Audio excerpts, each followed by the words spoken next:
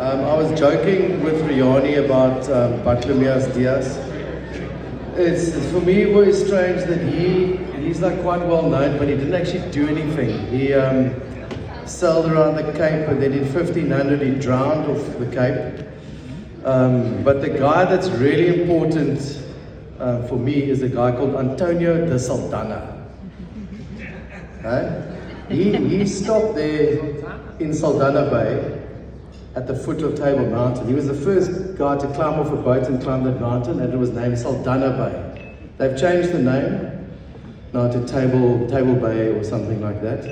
An amazing thing that this guy Antonio's family, his great son, is now the chairman of the Jerez Sherry Foundation. Nogal cool.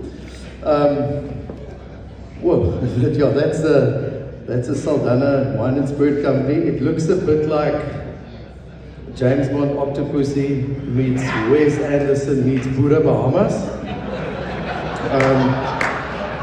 But that is pretty much what it is. But I just wanted to say something about sherry because, you know, South Africans, we used to drink a lot of sherry. And there were a couple of very important cellulas in South Africa. The last one that was dismantled was the one at Moni's. And for sherry, you need a few things. Most of the things I haven't got is space. That's the one thing I've got. The other thing is time, and the other one is money to make proper sherry, because you need to store these things and they need to become very old. But we started making sherry in 2008 on Kalmoesfontein, because I love the stuff, man.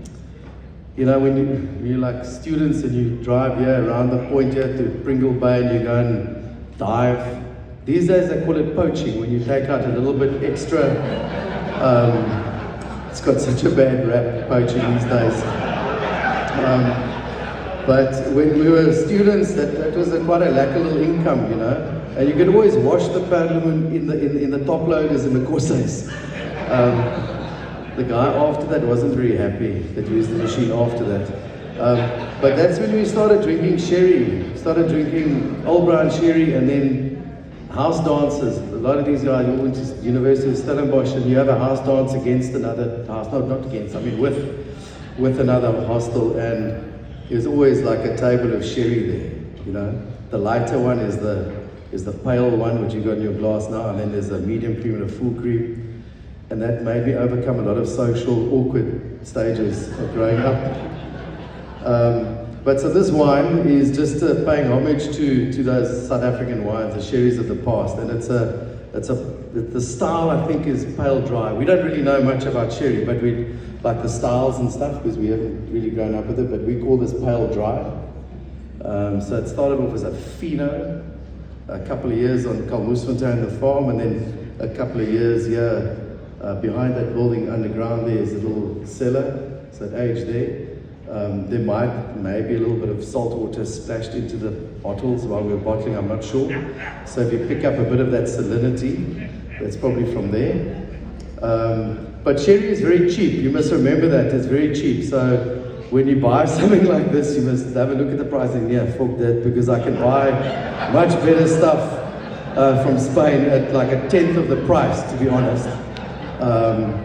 But so we're gonna try and do a sherry every year, because it is very difficult for us to get on the auction. You've heard how difficult it is to get the wine on auction. You're judged by your peers, and that's always a nerve-wracking stage, you know. And so it's put a wine on like this that nobody really knows exactly what it is. Was our chance to get back onto the guild, back onto the circuit, because we have in the past had a few really dodgy wines being rejected. We have the honor, or I have the honor of having the lowest rated scoring wine ever in the history of wine. I'm not going to mention any names, but the wine scored 57 points. I thought it was worth 58. 58, maybe 59, but it got a solid 57. But luckily, nobody has scored this yet. What's in your glass? So this is the Saldanha Wine and Spirit Company Pale Dry, and I think it's called Sea, Salt and Wind. The sand should also come in there. Maybe next year we'll put that in.